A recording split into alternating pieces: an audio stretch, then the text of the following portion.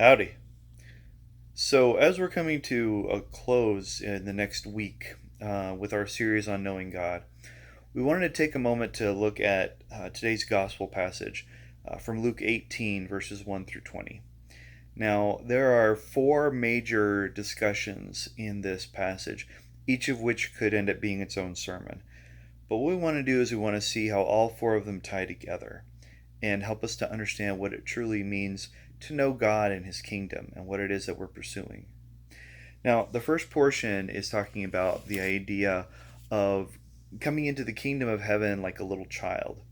So the disciples are asking who's going to be the greatest, and Jesus says, you need to be like a little child. And as we look at this, what we're able to do is we're able to see the idea that children were seen as lowly. They weren't seen as being very useful. They were a little bit annoying. And the thing is that with children is that they were considered to be, in a sense, like a lower class. And so for Jesus to say you have to be like a little child was like an insult. It was telling them that they had to be, in a sense, worthless. But even more than that is to be able to then say, if you are actually causing one of these little ones to sin, it would be better if you were to be, thrown off into the river with like a millstone around your neck. The thing is that it wasn't then to show that they were worthless, but rather to help change the way that they were looking at them. To understand that those who were not prideful, those who were not seen as powerful, those who were not seen as glorified, were actually ones that God had the most focus on, the most attention for. The thing is that when we are able to acknowledge the fact that we don't have it all figured out, the fact that we are lowly, the fact that we are childlike in God's eyes, then God can end up doing bigger things just by working in our lives. God can end up using that humility to really transform us. Now, that idea of humility also comes into play with the part where Jesus says that if you have an offending part, you need to go ahead and cast it off.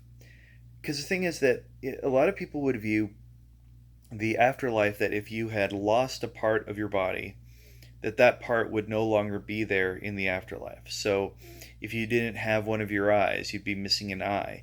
If didn't have one of your legs, you'd be missing a leg. Now, with that though, is even if that were true, which we're not saying that it is, but even if that were true, would it be better to be in a place that is blessed and glorified, but missing a piece of yourself, rather than staying completely intact and being in hell?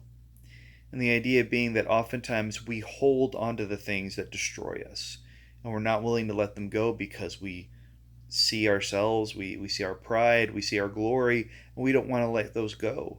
We don't want to let go of what makes us feel proud of ourselves, of what makes us feel complete, and we'd rather let ourselves be destroyed. Now, the third part then is with the lost sheep is that oftentimes we don't take the time to focus on the ones that are difficult, the ones that have fallen away. The thing is that we spend so much time trying to make large groups happy, trying to make sure that the popular groups and that the most people are pleased with us. But in reality, we are meant to look out for those who cannot look for themselves. We're meant to care for those who are the most in need, because that one sheep matters to God just as much as the 99. And that also plays out when we're looking at the idea of when our brother has sinned against us, is that we want to find other people to have our back. We want to go with the whole group to force this person to apologize and to change their mind. We want to push them into doing what is right. But in reality, God is not looking for us to become powerful. He wants us to just speak truth and let it be what changes people. So we're meant to be as humble as children. We're meant to be willing to let go of what can destroy us that we wish we could hold on to. We're meant to go after the one instead of just sticking with the 99. And we're meant to speak to our brother in humility rather than in power. So how can we pursue God's kingdom when we let go of holding on to our own?